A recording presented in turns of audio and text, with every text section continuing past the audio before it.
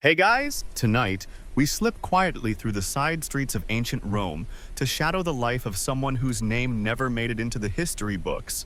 A street vendor just trying to make a few sestertii before noon. You're not a senator, not a soldier, not even a poet. You're the person who sells honeyed figs to senators, skewered larks to soldiers, and stale olives to poets who never pay on time. You're already awake. Not from duty, not from honor, just from the reality that if you don't claim your cobblestone today, someone else will. There's no alarm clock, just the echo of distant carts and the grumbled muttering of the city's earliest risers. You stretch your back on a straw mat that has definitely seen better days. Brush off last night's breadcrumbs and try to remember if you dreamed of money or meat. Probably neither. So, before you get comfortable, take a moment to like the video and subscribe, but only if you genuinely enjoy what I do here. And hey, let me know in the comments where you're tuning in from and what time it is over there. Now, dim the lights. Maybe turn on a fan for that soft background hum. And let's ease into tonight's journey together. You fumble with the rope that ties your meager cart together. It squeaks like it resents being disturbed before sunrise.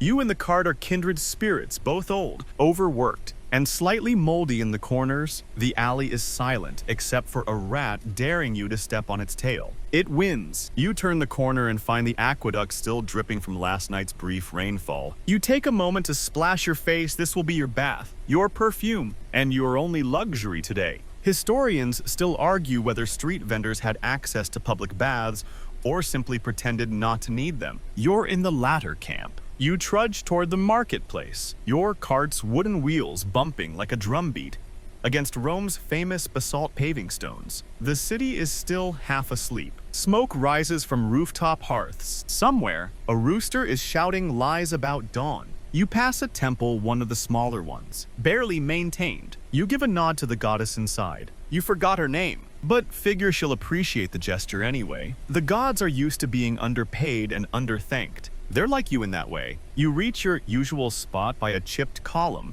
near the edge of the forum. It's technically not yours, but neither is the cracked stool you hide under the market stall, nor the chipped bowl you use to weigh spices. Ownership here is a matter of routine, and who grumbles the loudest when displaced. Your stall's frame unfolds with a practiced series of curses and kicks. You hang a few small bundles of herbs. They're mostly dried out weeds, but if you call them Etruscan cleansing blends, people will believe anything, especially if they smell slightly of rosemary and desperation. As the sky bruises orange, other vendors begin to arrive. You nod to an old woman selling fish paste. She doesn't speak to anyone before sunrise unless they bring her fennel. You forgot again. She glares. There's a chill to the air, the kind that makes figs feel firmer, and you question your life choices. Your hands are raw from handling ropes, crates, and possibly cursed amphorae. You warm them by cupping yesterday's half-drunk cup of barley water you've reheated with a stolen ember.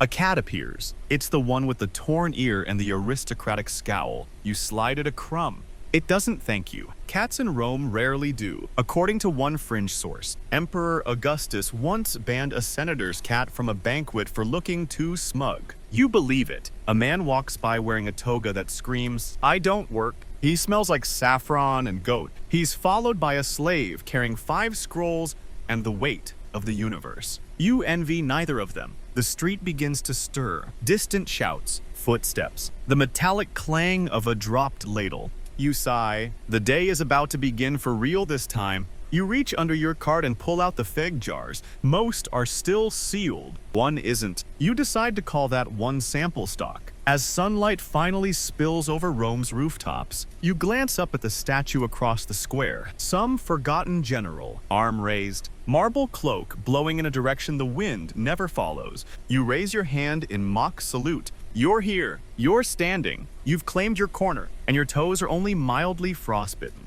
Congratulations, you've survived the easiest part of your day. By the time the first rays of sunlight are warm enough to make your shadow look less like a ghost and more like a person, you're already halfway through your morning setup. And that's when you remember. You forgot to get bread. You groan. The bakery is 4 streets over, and the line forms before the ovens are even lit. But without bread, your stall is just a sad pile of toppings with nothing to top. So you cover your cart with a rag that might once have been white and shuffle off, sandals slapping the stones with every reluctant step. You pass a boy trying to trade a dead lizard for honeycomb. He looks hopeful. You look away. The bakery queue is already snaking into the street. Everyone's hunched, groggy, and inventing new ways to sigh louder than the person in front of them. You take your place behind a woman who smells like boiled cabbage and judgment. She turns to you and says, "They say Marcus's wife ran off with the gladiator who sells perfume." You nod.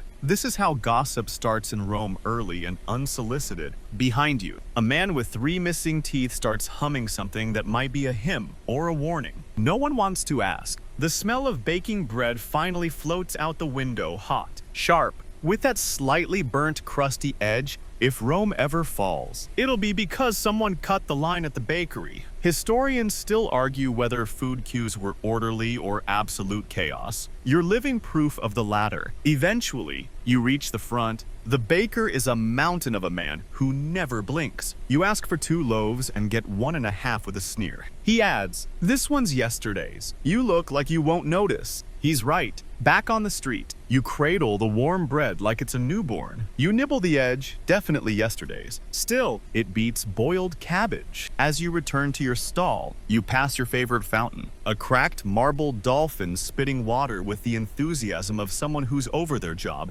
but still shows up. You dunk the older half-loaf in, shrug, and take a bite. Rome's version of dipping sauce. Back at your stall, the gossip continues. A nearby bean vendor whispers that a senator's niece was spotted wearing a tunic twice. Not in a row, of course, just twice in her life. Scandalous. A boy runs through the market yelling, "Fresh pears, fresh-ish pears." He trips, the pears roll. A goat eats 3 before anyone can blink. You make a mental note to never use the word fresh again without at least 2 qualifiers. Your first customer approaches. It's Lucilla, an old widow with the negotiating skills of a retired general. She squints at your dried herbs and says, "This smells like shoe." You say it's imported from the north. She raises one eyebrow so high it might hit Jupiter. You settle on a price that leaves you 2 sestertii poorer, but with your dignity mostly intact. She shuffles away victorious. You add Lucilla strikes again to the mental list of today's inevitable humiliations. Next up,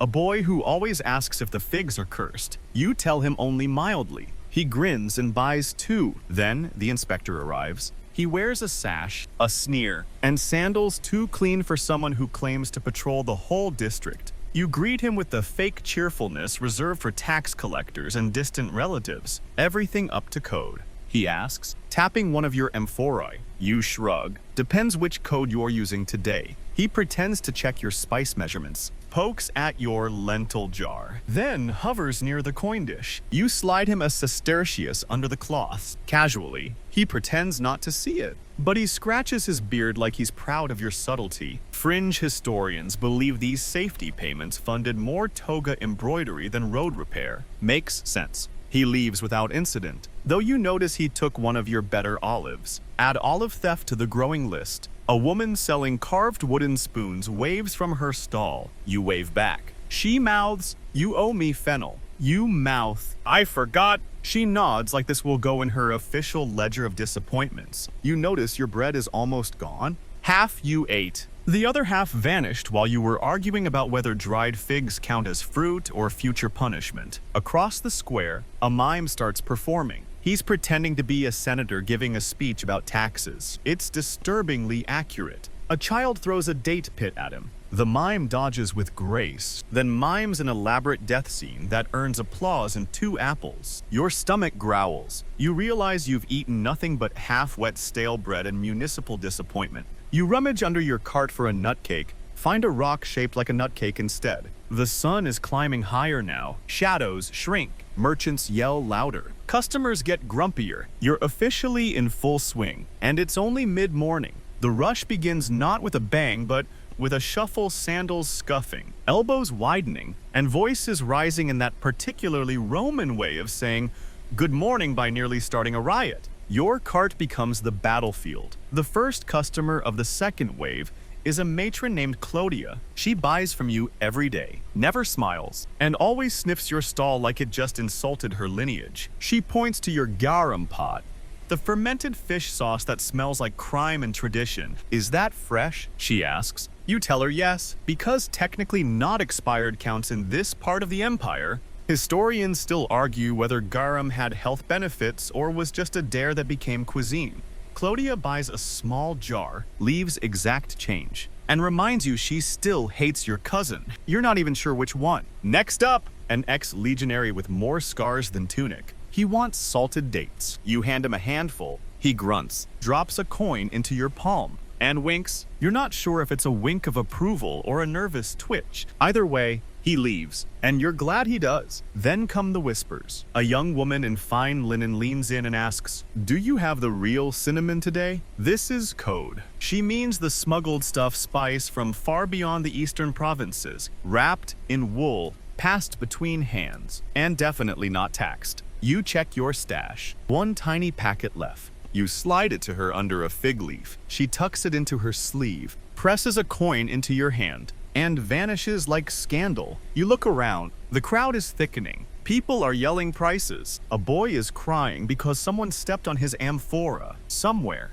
Someone's goat has eaten someone else's lettuce. Again. Then you spot him. Titus, the local market inspector, the one with a toga that's always suspiciously clean and eyes that never blink at bribes. He's accompanied by 2 scribes, one of whom looks 12, the other looks like he's already napping with his eyes open. You straighten your posture, smile, tuck your more questionable wares farther under the stall. Titus approaches, street vendor number, whatever. Today we are checking for compliance. You nod sagely, which is what you do when you're not sure if nodding honestly or sarcastically will get you fined. He gestures to the scribes, inventory, labeling, sanitation. You open your hands. Would you like a sample of our olive tapenade? It's invigorating. He declines. The younger scribe picks up one of your chickpea cakes, sniffs it, makes a face, and sets it down like he just smelled the end of civilization. The older one writes something that may just be a doodle of a cat. Titus leans in. Do you possess your vendor's license? You blink.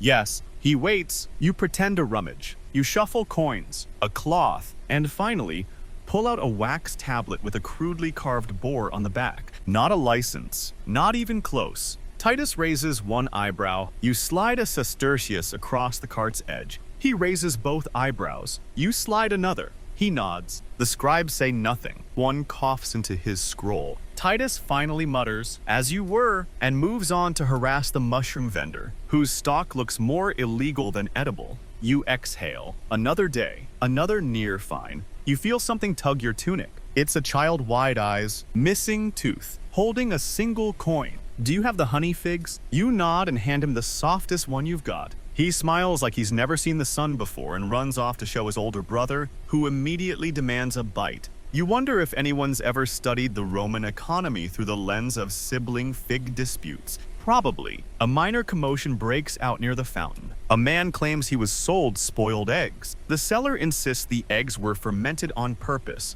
You decide to stay out of it. Rome is not a city for egg-based arguments. Your coin pile grows slowly. Some customers pay, others promise to pay. A few pay in kind. One woman gives you a hairpin, claiming it's lucky. It isn't. You drop it and stub your toe. As noon approaches, the sun slants sharp across the square. The smell of humanity's sweat, spices, and disappointment thickens. A stray dog curls under your cart. You let it. You're both too tired to argue. The day is warming up. The crowd's growing. You haven't sat down since dawn, and now the lunch rush is almost here. But first, you take a moment, lean on your cart, close one eye, and breathe.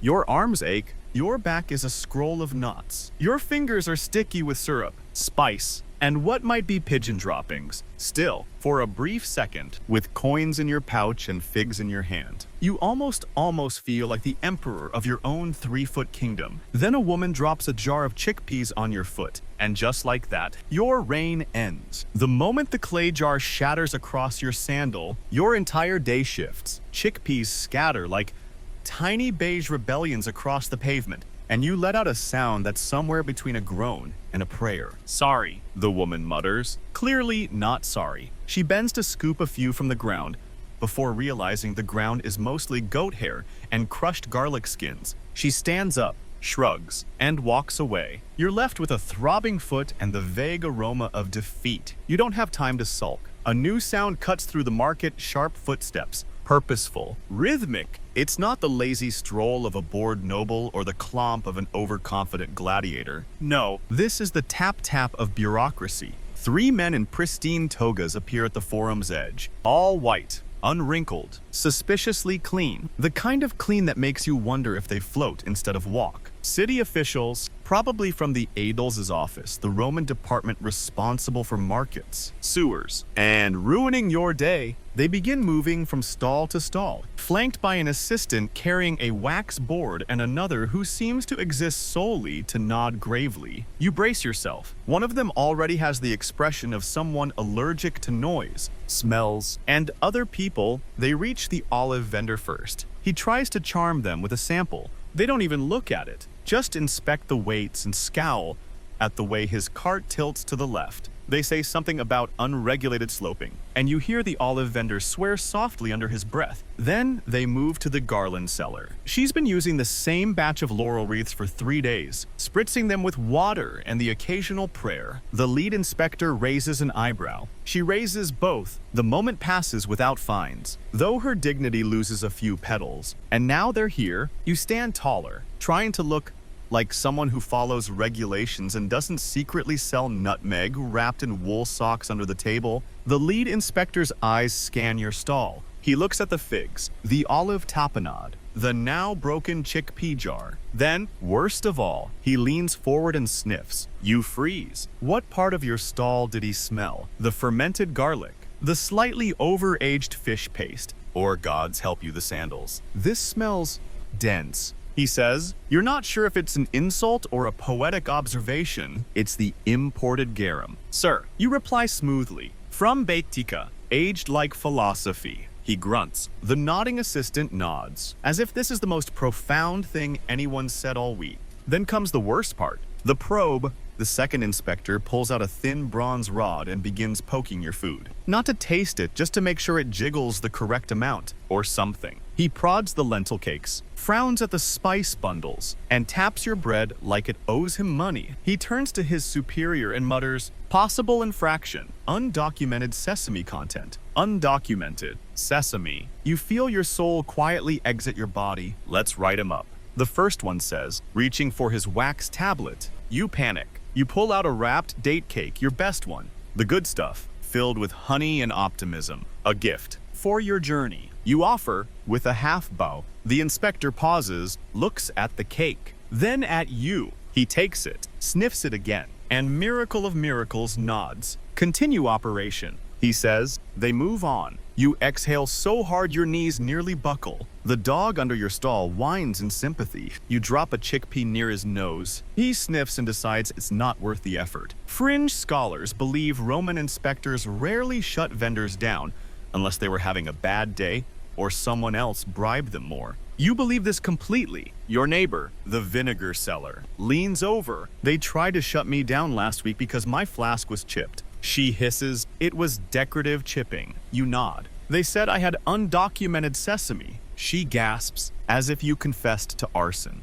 The tension lingers even after the officials leave. The market quiets for a moment. Everyone pretends to adjust their displays, but really, they're just waiting to see who gets the fine. When no one is dragged away in chains. Business resumes with slightly more desperate smiles. A customer steps up, fingers your cumin satchel, and asks, any rat hairs in this? You pause. None today. He grins. I'll take 2. You make the sale. Wrap the packet in old scroll parchment, and feel a tiny flicker of hope. Maybe you'll make it to midday without losing a sandal or your license. The heat is starting to build now. The sun's gone from gentle to mildly accusatory. Your back sweats. Your figs shine like they're auditioning for a fresco. You look up at the statue of a long-dead consul nearby. He's pointing nobly toward the horizon, or possibly the latrine? You salute him anyway. He, at least, doesn't do inspections. You roll your aching shoulder, toss another fig to the ground for the dog, and mutter, "Just a normal day." And then your garum jar starts leaking, because of course it does. You stare in horror as a thin trail of brown, salty doom begins oozing from the bottom corner of your prized garum jar. No, not the big one. You crouch down and give it a quick nudge, hoping it's just condensation or maybe divine punishment in disguise. But no, that's unmistakably fermented fish sauce, dripping with the enthusiasm of a volcano about to ruin your sandals, your profits, and possibly your life.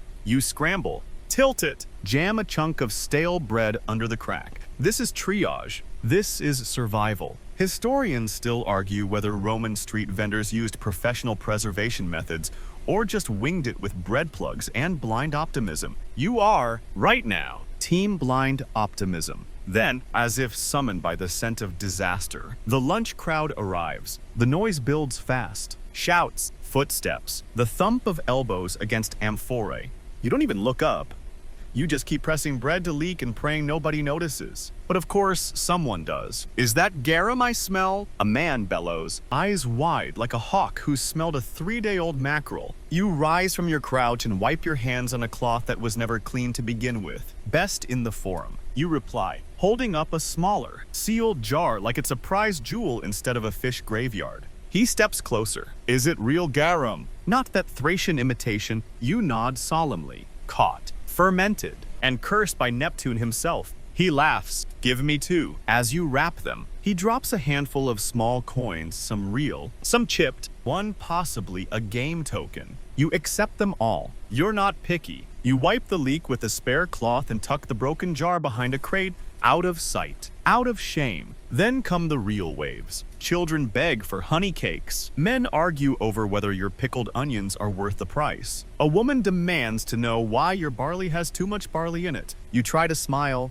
You try to breathe. And then a lentil pot explodes. Not yours. Thank Jupiter, but the man 2 stalls over. His fire was too hot. His pot too old. And now the air is filled with the unmistakable aroma of scorched legumes. Steam rises like a warning beacon. You instinctively shield your jars. The smell drifts over, mixing with your garum leak. And for one glorious moment, the entire forum smells like wet socks and regret. A man gags, a child laughs. A goat tries to eat the remains. You pivot to defense. Pull your lentil cakes up onto the cart's top shelf. Fan the smoke with a fig crate. Pretend nothing happened. A customer approaches. A pale-faced poet you've seen before, always quoting lines no one asked for. Always bartering with compliments instead of coins. He says, "Your olives remind me of the fall of Troy."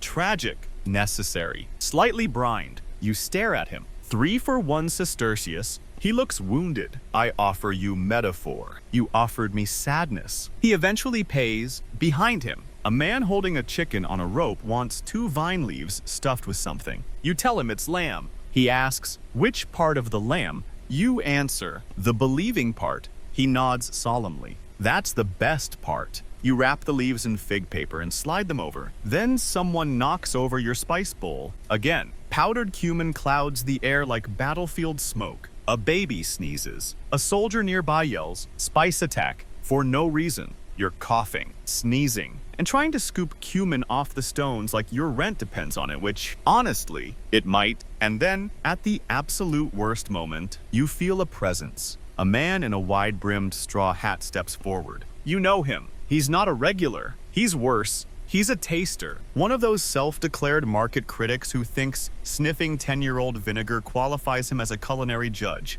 He doesn't buy. He just evaluates. Aloud, he lifts a fig. Too soft. He lifts a vine leaf. Too tight. He dips a pinky into your tapenade. Too confident. You stare at him in silence. He leaves, satisfied with his verbal destruction. You mutter curses in the 3 dead languages. The dog under your stall sighs in sympathy. Then a miracle. A senator's servant arrives. Young, clean, and looking far too nervous for someone dressed in silk. "I was told you have the good chickpea cakes." He says. You nod. "That I do. They're for my master. He's selective. Selective. That means rich." You immediately grab the freshest batch, stacked on your secret reserve shelf. Soft, spiced, just barely legal. "How many?" He glances over both shoulders. 5. You raise your eyebrows. Big appetite. The servant leans in. He's having guests, important ones, philosophers. Ah, that explains it. You nod and begin the careful wrap. 1 cake per fig leaf, tied with a sprig of thyme for decoration. Fancy, but not pretentious. He drops a small pouch onto your table.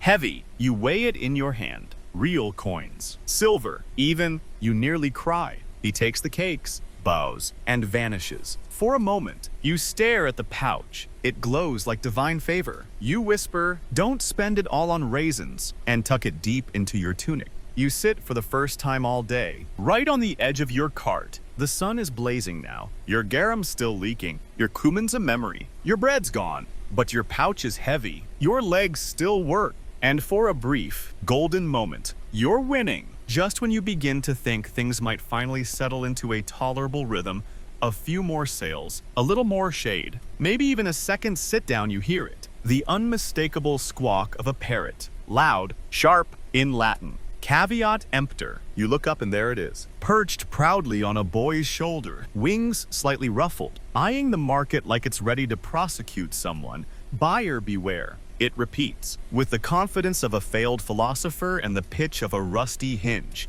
The boy carrying it looks around 12 and entirely unfazed. He tosses a date pit at the ground and the parrot squawks again. Fraud, treachery, mismatched spices. Several vendors groan. A few customers snicker. You press your palms to your temples and mutter, "Not today. Jupiter, not today," as if to underscore the surrealism. A beggar limps by on one sandal, holding a cracked bowl and chanting a rhyme you recognize from childhood. Something about figs, frogs, and family curses. He pauses at your stall and peers in. "What's this?" he asks, gesturing toward your date cakes. "Hope, compressed into sugar." You reply. He laughs. It sounds like a cough wearing a toga. You give him a half cake. He nods once and shuffles on, leaving behind the faint smell of mint and melancholy. Then the poet returns. Of course he does. He stands at the corner of your stall, eyes closed, arms lifted like he's about to summon Apollo himself. "O vendor of humble origin," he begins. You hold up a hand. "Please, not again. But I've rewritten the verse about your olives." You sigh. You compare them to Orpheus, bitter, noble, and slightly oily. You blink. That's actually not bad. He beams. Still, you charge him double. While this public performance unfolds, a minor commotion begins near the poultry vendor. A chicken escapes. Not a metaphorical chicken, a literal one. Wings flapping, feet skidding, tail feathers high. It weaves through the crowd, nearly topples a wine amphora, and somehow climbs onto the back of the fishmonger's cart. From there, it leaps onto the shoulder of a passing magistrate. The magistrate shrieks like a wounded lute and spins around. Toga flying, scrolls scattering. A child claps. The parrot yells, "Heresy." The chicken jumps down and vanishes under a grain cart. You stand frozen, half a fig in hand, watching the chaos unfold like a badly written play. Historians still debate whether Roman markets were mostly peaceful or barely contained anarchy. This morning feels firmly in the anarchy camp. Then the fishmonger appears, Gaius, built like a collapsed temple, with arms the size of amphorae and a beard that might contain secrets. He's angry, always is. Today, more than usual. "That was my chicken," he bellows. The magistrate, now picking feathers out of his scrolls, glares. "Control your poultry." You control your face? Gasps. You know.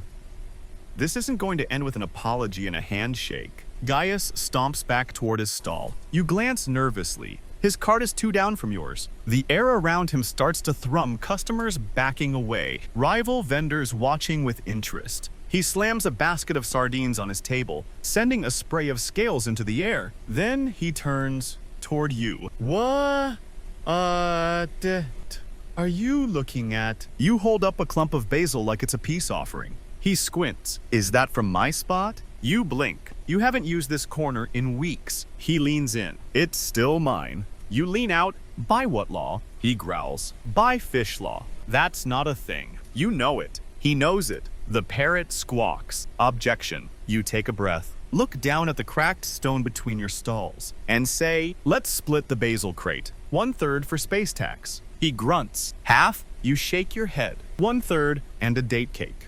Pause. He nods. Crisis averted. Sort of. As he walks away, a woman leans in and whispers, "I thought he was going to fillet you." You smile, weakly, only emotionally. The parrot now sits on your cart. How? When? Why? Inflation. It screeches. You offer it a grape. It declines. Low quality. It says, hopping off and flapping toward the cheese vendor. You consider calling it a day right then and there, but it's barely past noon. Your hands are sticky. Your shoulders ache. You smell like cumin and barely legal fish sauce. And yet, there's still something satisfying in all of it. The barter. The absurdity. The way the sun hits the square just right, so your garum leak sparkles like ancient tragedy. You sit for a second, again, and feel the stone beneath you still warm from morning light. And despite the parrot, the poet, and the poultry incident, you think this is what passes for normal, which, in Rome, is saying something. The sun, now fully committed to its campaign of personal vengeance, beams down like it has a vendetta against street vendors specifically. Your tunic clings to your back like damp papyrus. Every breath you take tastes faintly of dust, vinegar, and regret. You shift your weight, but your sandal doesn't move with you. It sticks, suctioned to the warm cobblestones by a mystery substance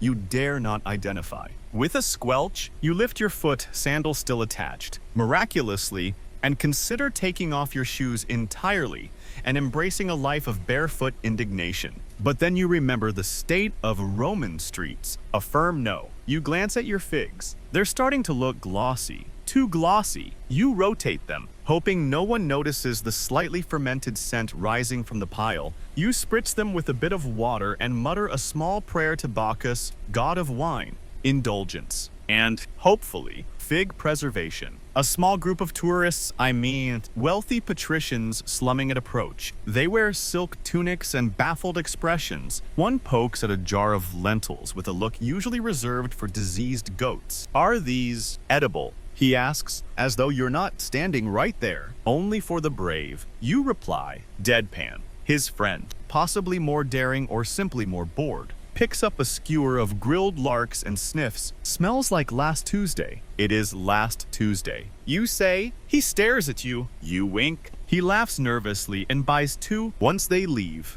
you fan yourself with a folded fig crate. The breeze is pathetic. The shade from your stall. Even more so, you start fantasizing about northern Gaul cool forests, pale beer, people who don't sweat into your chickpeas. Then, a truly cruel thought enters your mind. Selling ice. Yes, ice. Imported from mountaintops. Stored underground in straw-lined pits, and sold in tiny amounts to people with too much coin and too few brain cells. You'd heard of it. A delicacy. A novelty. Something emperors use to chill wine. Historians still debate whether the average Roman ever saw ice or just talked about it like a myth. Either way, in this moment, it becomes your religion. You daydream for a second about having an ice cart. No fire hazards, no fermenting fish sauce, no olives that liquefy under direct sunlight. Just a small cart with glistening shards, people lining up, children gasping, nobles pretending not to be impressed. And best of all, no garum. A voice jolts you back to reality. You got any cooled dates? You blink at the man in front of you, shirtless, sweating from his ears, a scar down one arm like a lightning bolt. Cooled. How? He shrugs, like, not hot. You hold up your jar. These were cool this morning. He stares at it like it personally betrayed him, then buys two. As he leaves, the sun decides to intensify. You feel your cumin physically wilt. Even the dog under your cart, now named Milo in your mind, crawls deeper into the shadow and flattens himself like a coin. A shadow falls across your stall. For one glorious second, you think it's a cloud. It's not. It's a man with a scroll and a very unfortunate haircut. One of the public criers, known more for volume than accuracy. He unrolls the scroll, clears his throat, and yells, "By order of the aediles, all food vendors are to ensure proper shade covering, lest fines be issued and stalls inspected for wilting produce and overheated legumes." Groans erupt across the market. He continues, "In addition, new sanitation measures shall be enforced. Vendors must provide their own water basins, and all amphorae must be sealed with fresh wax, not recycled resin." You mutter, "What next?" "Blood offerings." The crier glares at you. The parrot, now somehow back at your stall, yells. You tell him,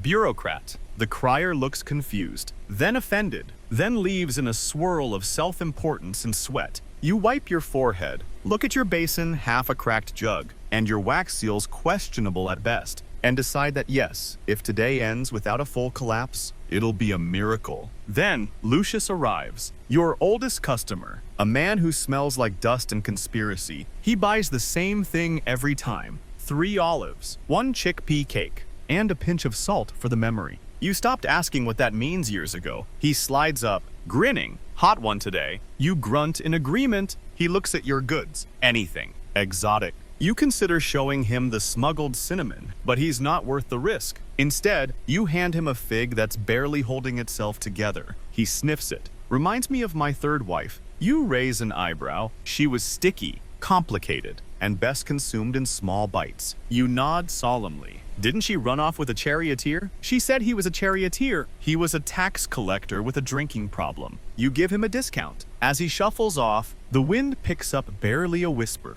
but enough to stir the dust. For a moment, you close your eyes, let the breeze graze your face, and imagine it's coming off a glacier. You open them to see Milo licking a leaking amphora again. Perfect. The heat has officially melted whatever dignity this market had left. People move slower. Arguments soften into sighs. Even the goats look dazed. Your garum has turned into soup. Your olives, sunburned. Your basil, crispier than a senator's ethics. And still you stand. Wipe your brow and prepare for the next wave, because quitting isn't an option. And besides, you might just make enough today to finally buy new socks. Cool ones, maybe even imported. You should have known the peace wouldn't last. In Rome, peace is just a poorly labeled intermission between 2 episodes of nonsense. It begins, innocently enough, a low rumble near the fish stalls. You ignore it at first. Maybe someone dropped a crate. Maybe someone fainted from eating unrefrigerated shellfish. Happens every week. Then the shouting starts.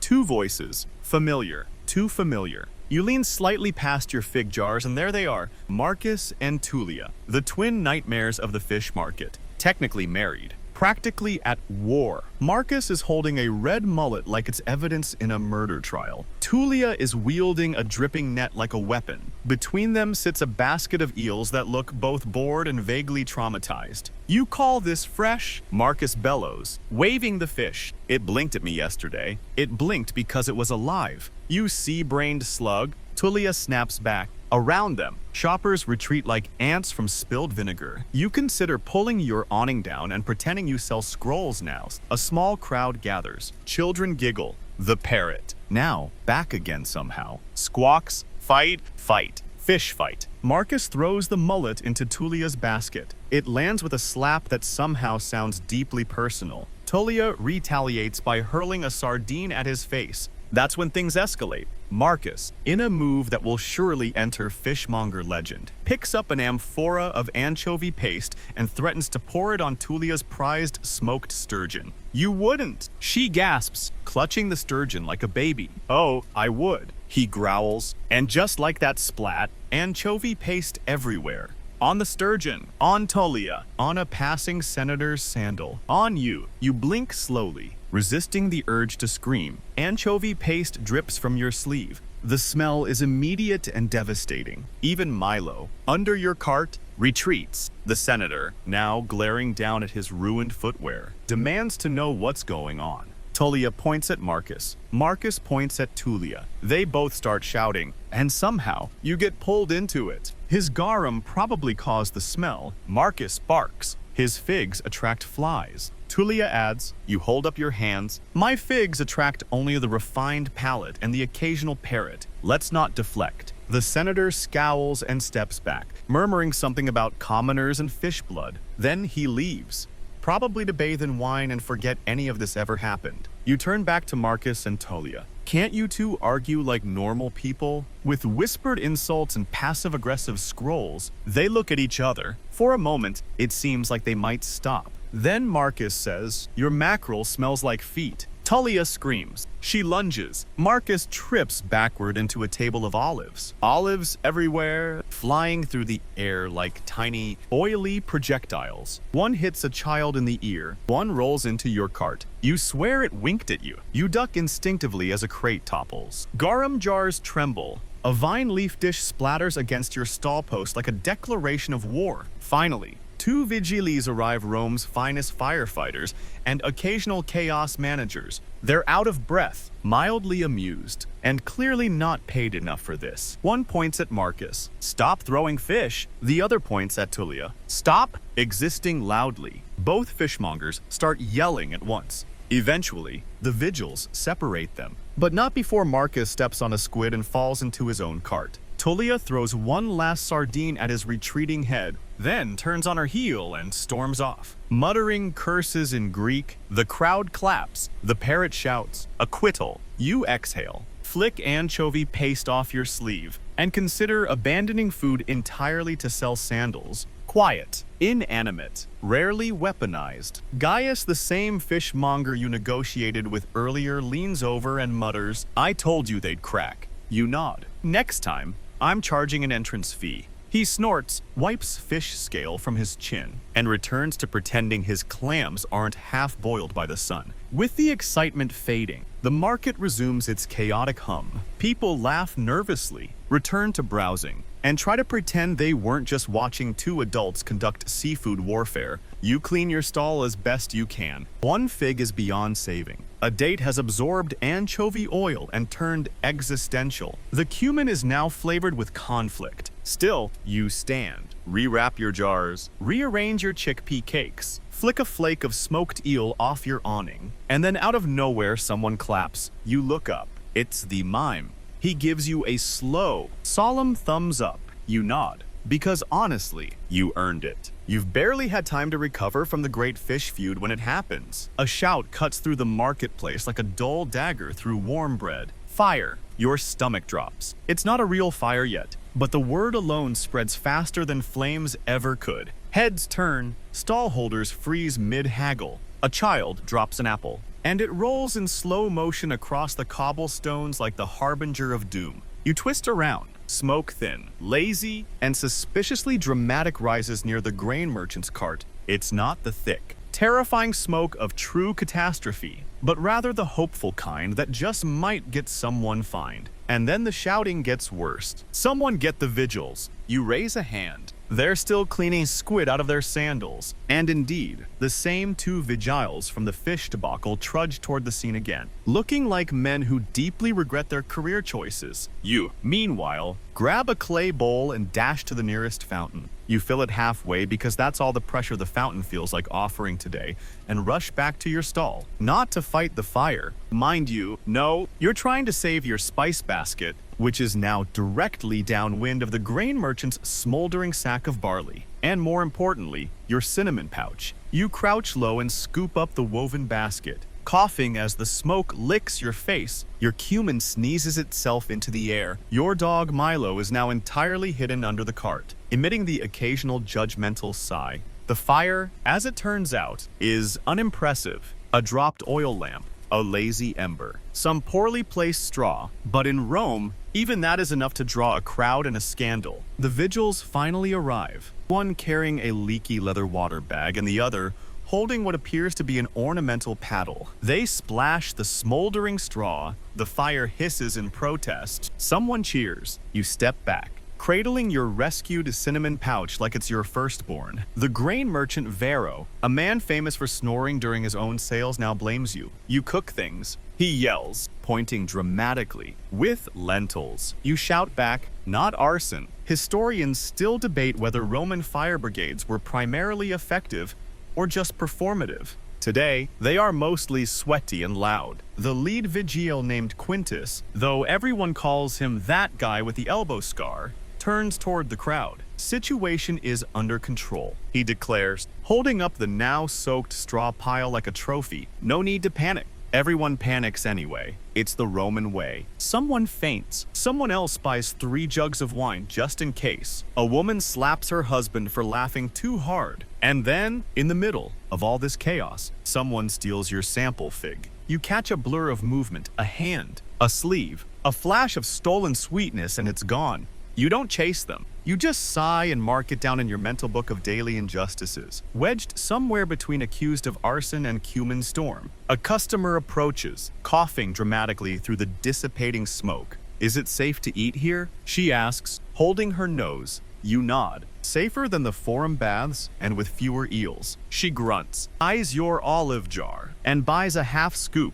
Another customer wants lentils, then changes her mind when she sees soot on your apron. Authentic Roman flavor. You assure her. She's not amused. The vigils, now done yelling at people, begin inspecting random stalls for fire hazards. This mostly involves poking things with a stick and shaking their heads. One approaches you. "Is this your cooking brazier?" You nod. "Used to be." He leans down, inspecting it like it just insulted his heritage. "It's off." "Yes, but still warm. That's how heat works." He grunts. "Keep an eye on it. I'll tie a ribbon around it." You say. He doesn't get the sarcasm. He nods, satisfied. The second vigil is now arguing with the sausage vendor about whether hanging meat counts as flammable. The vendor insists he bastes them in fireproofing wine. The vigil takes notes. You return to your stall. Your spice basket is intact. Your stall post is slightly scorched but still upright. You lost 1 fig, 3 lentils, and what remains of your patience, but you're still here, still standing. A small boy passes and asks,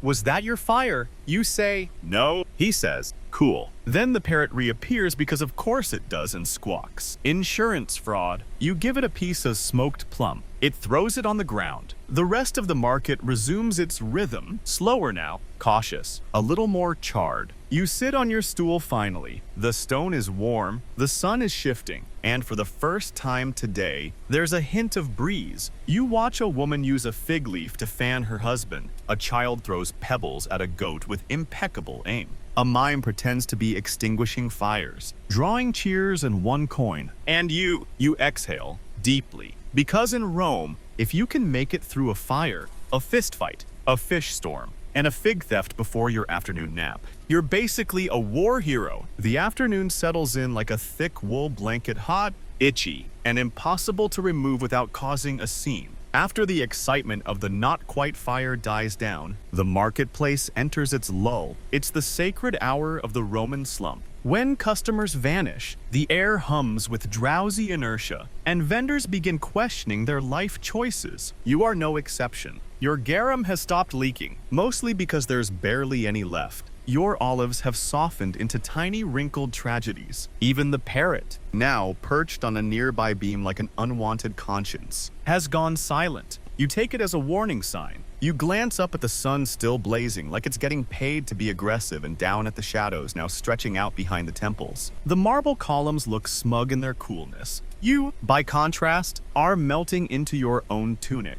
You lean back on your crate and allow yourself the tiniest indulgence, a vertical nap. Eyes half shut, head tilted like a lopsided bust in a failed museum. The sounds of the forum blur into a soup of distant sandals, yawns, and someone chewing too loudly on roasted chestnuts. For about 4 minutes, you manage a semi-conscious drift, and then someone sneezes directly on your lentils. Your eyes snap open. A man, unapologetic, dripping sweat, and blissfully unaware, blows his nose into the air and walks away. You stare at the contaminated lentil bowl, sigh, and scoop the top layer off with a wooden spoon. You set it aside. It's now designated as pigeon food or emergency missile, depending on how the rest of the day unfolds. A pigeon coos nearby, interested. You shoo it. It does not care. Around you, the vendors adopt their lull poses. Some pretend to rearrange jars. Others tell stories they've told 100 times. One man hums the same 3 notes over and over like he's casting a sleep spell. The vegetable woman across the path begins snoring, upright. Her head bobs like a turnip in soup.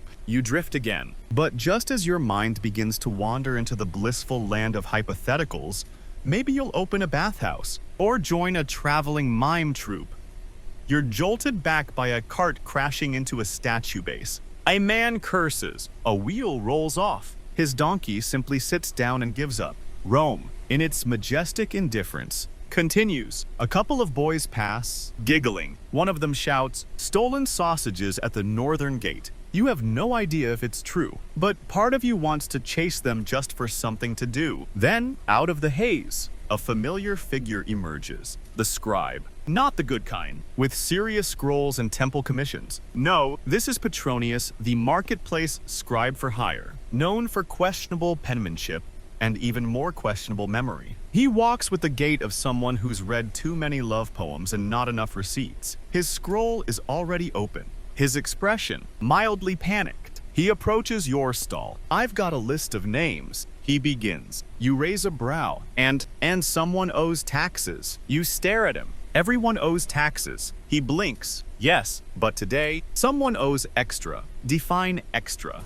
He reads from his scroll. Vendor with fig inventory exceeding legal softness. Suspected of harboring unauthorized cinnamon. You smile without your eyes. That's oddly specific. Petronius scratches his head. "Look, I'm just the messenger." You hand him a grape. He sniffs it. "Tell them I'm in compliance." You say, "With what?" "Something." He nods, writes a note on the scroll that may just be a doodle of a snail, then walks away, chewing the grape like it's a diplomatic favor. The parrot, who has clearly been listening, mutters, "Forgery." You throw it a chickpea, it throws it back. A man passes carrying a bundle of scrolls tied with twine and smelling faintly of vinegar. He's humming a tune you recognize as the temple tax song. You hate the temple tax song. You take a sip of water from your cracked jug. It's warm. It tastes like clay and disappointment. Then something unexpected happens. A nobleman reel, no doubt about it, steps up to your stall. Clean toga, sandals polished, beard shaped like a minor deity. His eyes scan your offerings, not with disdain, but with interest. You try not to stare. He points at your basil bunches. Imported. You nod. From the hills near Tiber. He nods back. And your garum. Baedekin. Vintage. Slightly aged. Emotionally challenging. He chuckles. You make a note to tell your future grandchildren. He selects a small basket of herbs, one wrapped date cake, and a suspiciously intact fig. Places them carefully on the stall. Hands you 5 solid sestertii, more than fair. Possibly generous. Then he looks you straight in the eye and says, "You've got balance. Good stall. Honest spices." You try not to cry. He walks away. His toga billows like prophecy. The parrot says, "Flirt." You ignore it. You sit again, just for a moment. The breeze, now less fictional, brushes past your neck. The sounds of the market soften. The shadows from the temples grow long. You made it through the slump. With your stall intact, with your pride mostly intact. And, for the first time in hours, you feel something rare. Hope.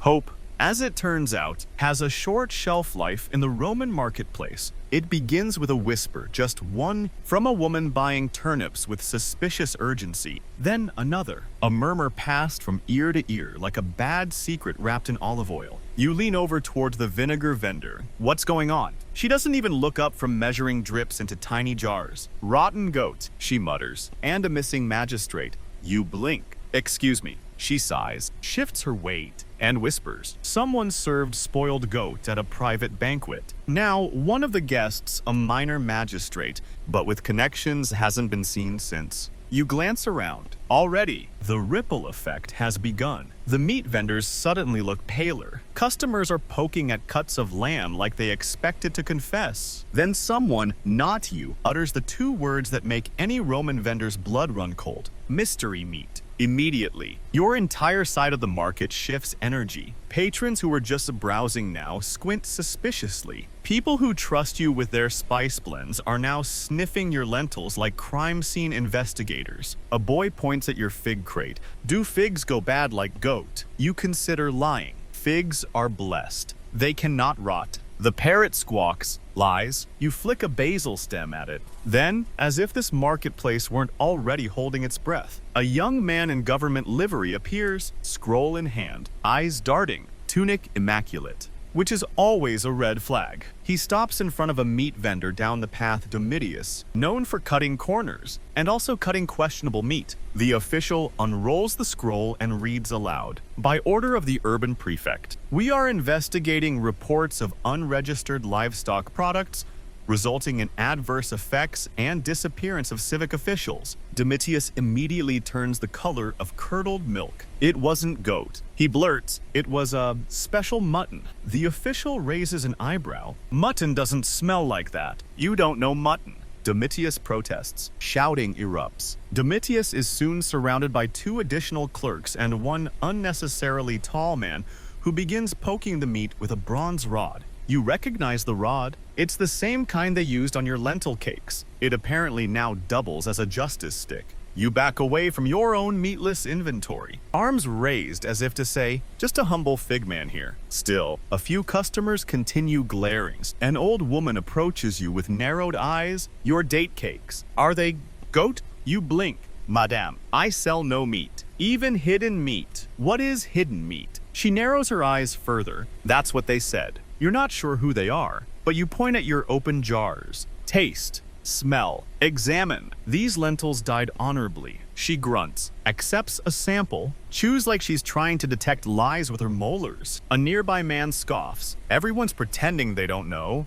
"Domitius was selling stolen sheep last month." A second woman gasps. "He told me it was imported." "From where?" "The underworld." You sigh and begin wiping every visible surface of your stall, as if that alone will establish your innocence in the eyes of the gods and the Department of Meat-Related Offenses. Across the forum, more officials arrive. This is no longer a minor inquiry. It's a full-blown inspection sweep. One woman waves a scroll that's bigger than her torso. A scribe is already sketching diagrams of a sausage. Someone's mother-in-law faints. Historians still argue. You murmur to yourself. Whether this much panic was ever justified, you turn to Milo the dog, who is now napping beneath a sack of chickpeas, utterly unbothered. "Do I look like someone who would sell goat?" Milo yawns, does not comment. The mime appears again. Pretending to gag dramatically, you throw him a piece of stale bread. He catches it in his mouth like a trained dolphin. Several people applaud. You realize you're hungry.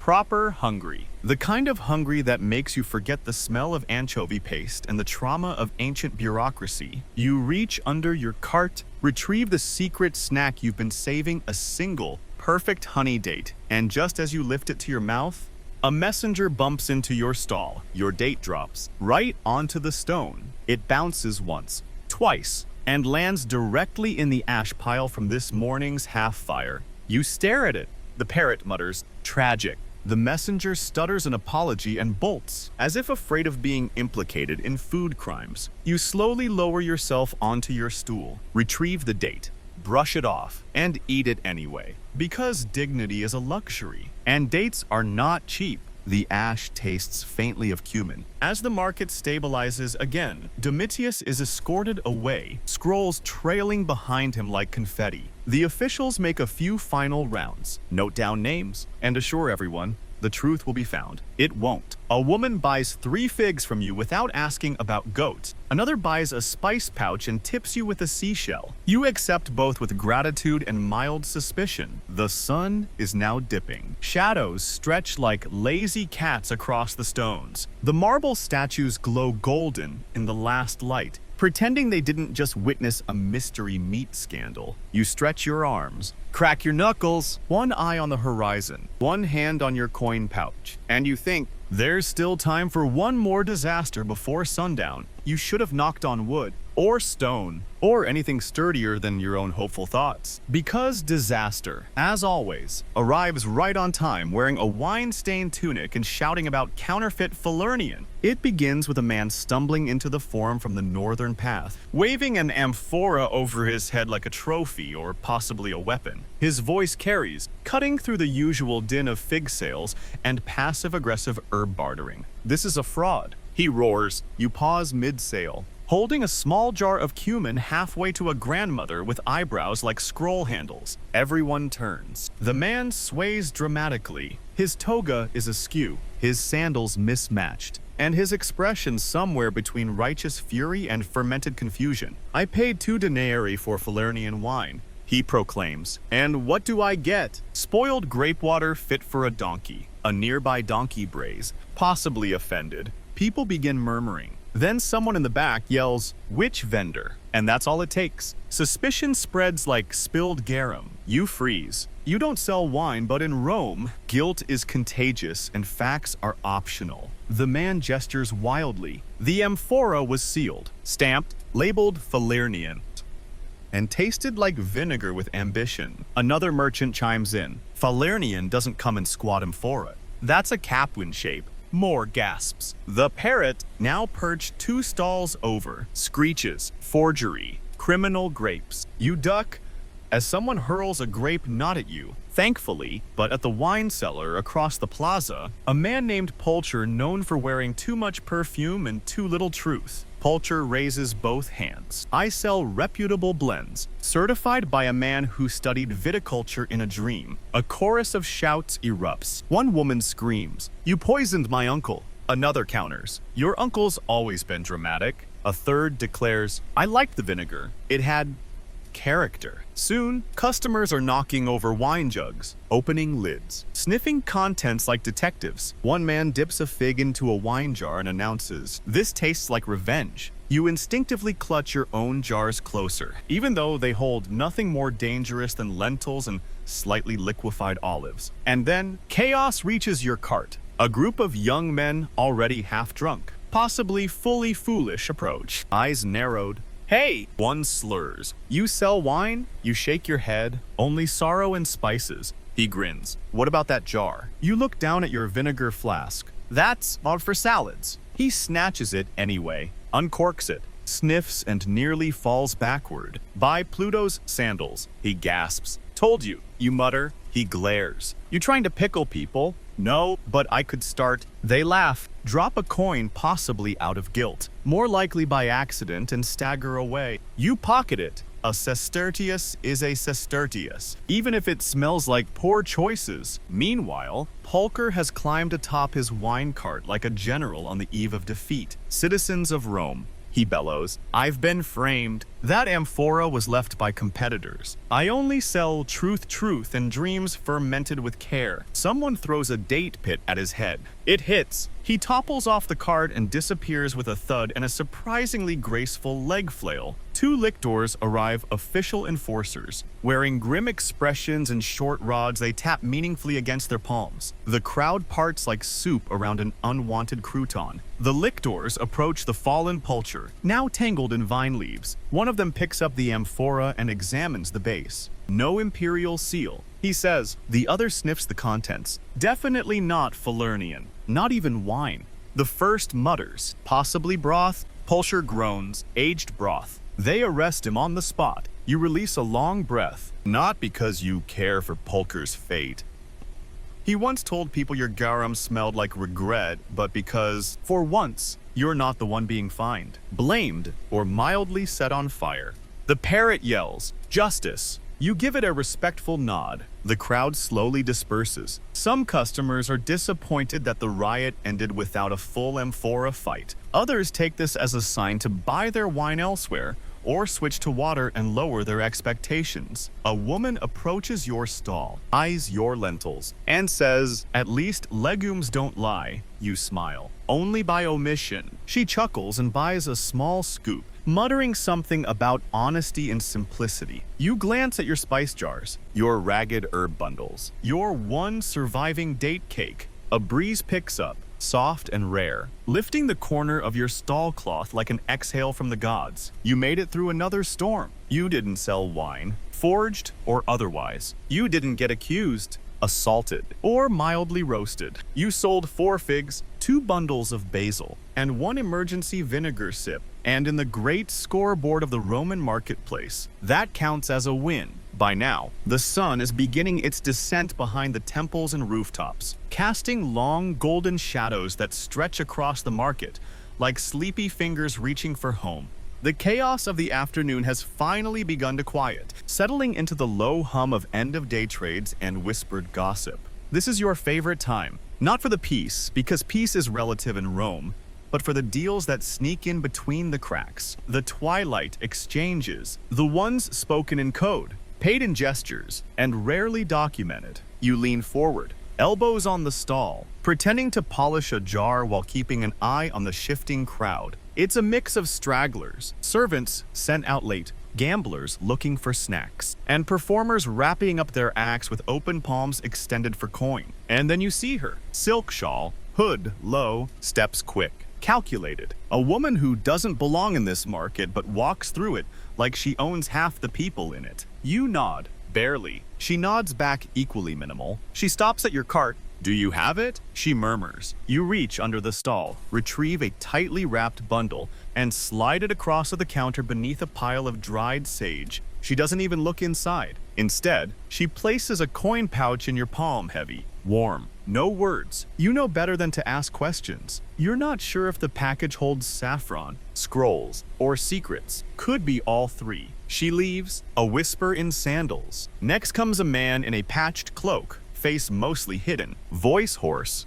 He places 2 copper coins on your counter and asks, any of the good stuff left? You offer him your last 2 fig rolls, laced with clove and gilt. He grins like he's just acquired treasure. You have no idea who he is, but he'll return. They always do. A younger man arrives next, slightly jumpy, sweating more than the heat allows. He's clearly new to this kind of deal. I was told you had peppermint oil. You nod. For toothaches or dreams. He stammers, places a coin that's definitely from the provinces, and you slide him a small vial. As he walks away, he pockets it like it's illegal. Technically, it isn't. Emotionally, very much so. Historians still argue whether street vendors were smugglers, informants, or simply resourceful. You figure it depends on the lighting, and in this light-soft, slanted, full of endings, you're absolutely a smuggler of small comforts. A boy walks up next, dirty tunic, barefoot,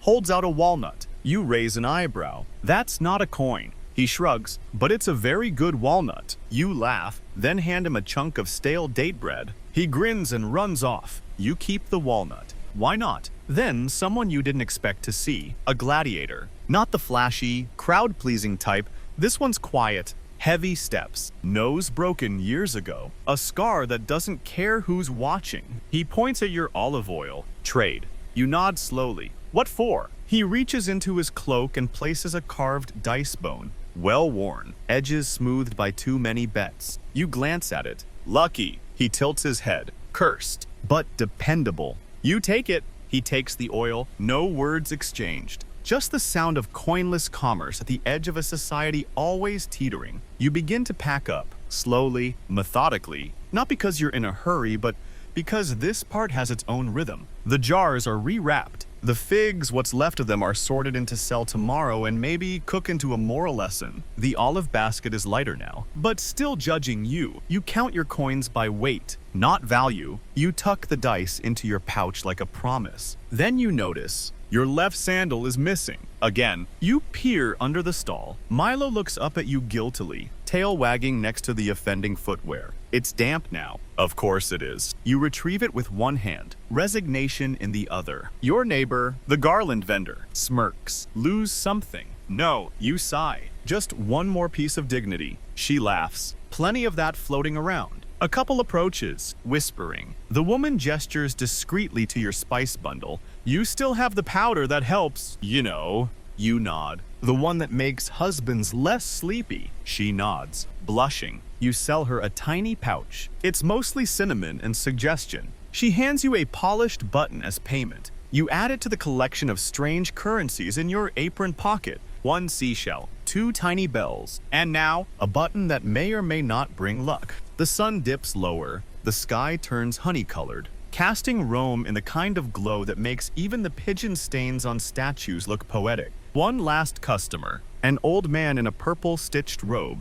walking slowly, deliberately. He doesn't buy anything, just stops, looks at your stall, and says, "You're still here." You nod. "So am I," he says. Then he walks on. You finish packing, hoist your cart's handles, and begin the slow trudge home.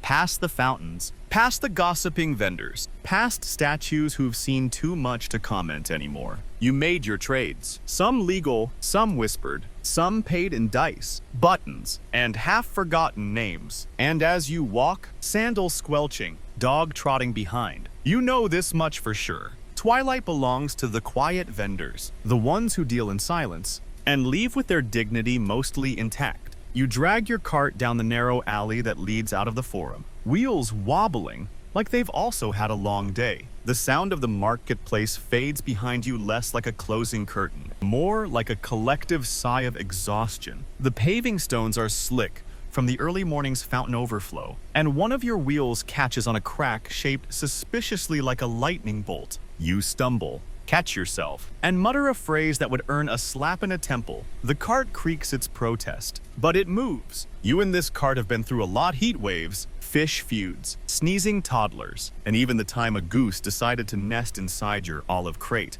A lesser cart would have fallen apart long ago. This one just groans like a tired uncle and keeps going. You make your way past the marble arch that marks the official edge of the market district. It's covered in faded graffiti messages scratched by lovers, philosophers, and probably a few very drunk citizens. One reads, "Sell figs, not lies." You salute it. The streets outside the Forum are quieter now, populated mostly by servants ferrying last-minute errands, cats performing sacred stretches, and vendors like you packing up, limping, muttering. You reach a puddle the size of your dignity and maneuver around it with all the grace of a gladiator wearing one sandal, which, to be fair, you are. Except wait, you pause. Your left sandal is gone. Again, you spin, nearly twisting your ankle, and look behind you. Milo stares up from under the cart, tail wagging, eyes wide, and of course the sandal dangling from his mouth like a trophy. "Milo," you say gently. "We've talked about this." He drops it with a soft plop. Drool and all, you slip it on with resignation. It's damp. It's squishy. You'll never know if it's water, garum, or the revenge of the gods. But at this point, you've lost the energy to be disgusted. The last bit of sun slips behind the rooftops. The sky is now a blend of dusty rose and muted orange, the kind of color that makes poets write lies about hope. A breeze picks up, cool and thin, like the city itself is finally letting out a breath. Your tunic flaps slightly. The garum stain from earlier has faded to a shadow. It still smells like regret. As you turn onto your street, more of a lane, really squeezed between two buildings so close they gossip when it rains, you see familiar faces. An old woman on a stool, knitting something that may one day be a sock. Two children chasing a hoop and yelling about dragons. A man cleaning his cooking pot with what can only be described as blind optimism. They nod as you pass. You nod back. No one needs to speak. You all know what the day held. Too much sun, not enough coin, and the ever-present possibility of fish-based injury. You reach your small doorway, half stone, half wood, entirely crooked. Your cart squeezes into the space beside it with a practice bump and rattle. You unhitch it, stretch your arms, and feel every vertebra in your spine file a complaint. Inside, your home is simple. A cot, a cracked bowl, a jar of olives. You don't sell because they taste like defeat, but it's yours. You light a small oil lamp, the flames sputtering like it's also had a day. You sit on the edge of your cot, reach into your coin pouch, and count. Not much, not enough for new sandals, not enough for a night out, maybe enough for a piece of decent bread and, if you squint, a single date. But you also have a walnut, a cursed dice, a seashell, a button from a hopeful wife, and one good fig. You place the fig on the windowsill, maybe for breakfast, maybe for Milo. You kick off your sandals, one drops normally. The other flips into the corner and lands upside down, which you take as a metaphor. Milo curls up near the door, snoring softly. You lie back, eyes on the cracked ceiling, hands behind your head, and you smile. Because today, you bartered with gladiators, dodged scandal, outlived a fire, avoided an arrest, and only lost your sandal twice. You even sold some cumin. Tomorrow, the sun will rise again. The market will call. The chaos will return. But for now, in this moment, you rest. And Rome hums on. Night deepens across Rome, blanketing the city in velvet hush and flickering torchlight. The chaos of the Forum is just a memory now, like the scent of garlic in the wind, or the faint echo of sandals on stone. You sit by your window, watching the last streaks of firelight fade from temple columns across the rooftops. You should sleep, but instead, you stay there a while longer, legs sore, mind buzzing with leftovers from the day. You nibble on the last corner of that rescued fig. It's sweet, slightly overripe, tastes like resilience and sugar. A dog barks in the distance. Not Milo, he's already asleep, twitching in his dreams, probably chasing a goat with your sandal again. You hear the faint clink of coins in a counting bowl 2 houses down. Someone did well today, good for them. Your hands, still stained with spice and the tiniest hint of fish paste, rest in your lap. You sniff them, still smell like life, and a little like vinegar. A breeze curls in through the window. For the first time all day, it's genuinely cool. You close your eyes, breathing it in, letting it soften your bones. The moon is rising now, casting pale light over every cracked statue, every rooftop shrine, every pile of discarded olive pits. In the distance, a lyre player begins a quiet tune, probably drunk, definitely heartfelt. The notes drift through the alleys, gentle and uneven, like a lullaby for a city that never quite sleeps. You think of tomorrow, of fig crates and spice jars, of more customers asking for things they don't understand, of inspectors and poets and parrots. But that's tomorrow. Tonight, you've earned this silence. You lay back on your cot. The straw creaks, familiar and kind. You pull a thin cloth over your legs, the sort of cloth that does very little except make you feel like you tried. The oil lamp flickers on the table beside you. You watch it sway, casting dancing shadows on your walls that smell faintly of cumin and charcoal, layered with stories that no scroll will ever record. And just before your eyes finally close, you whisper to yourself, still here, still selling, still surviving. And in Rome, that's a triumph all on its own. So now, dear listener, let your eyes soften behind their lids. Let the clamor of the forum fade to a distant hum, just the faint rustle of wind over clay rooftops, the padded footfalls of a sleepy dog, the echo of someone sweeping steps long after business is done. You've spent a full day beneath the Roman sun, your hands busy, your mind sharper than the blade of a critic's tongue. You've traded in secrets and cinnamon, endured bureaucracy and beggars, wrestled with figs, and bartered with fate itself. Now your feet are bare. Your cart is parked. Your coin pouch is light, but not empty. You've weathered every interruption, every shout, every leak, every squawk, and still, you came home whole. In the world beyond this window, torches flicker and stories spin themselves into sleep. A neighbor sings softly to a baby. A cat curls atop a roof tile. The goddess of small victories, unnamed, uncelebrated, stands quietly by your door. Breathe in the stillness. Let your muscles remember rest. Let your breath fall into rhythm, like footsteps down an empty Roman alley. You've done enough, more than enough. And tonight, the city is calm. The stars above the forum steady, and your cot warm beneath you. There's nothing left to carry but dreams. Let them come. Let them wander, and let the hum of ancient streets lull you deeper and deeper into rest. You are safe, you are full of stories, and you are still here.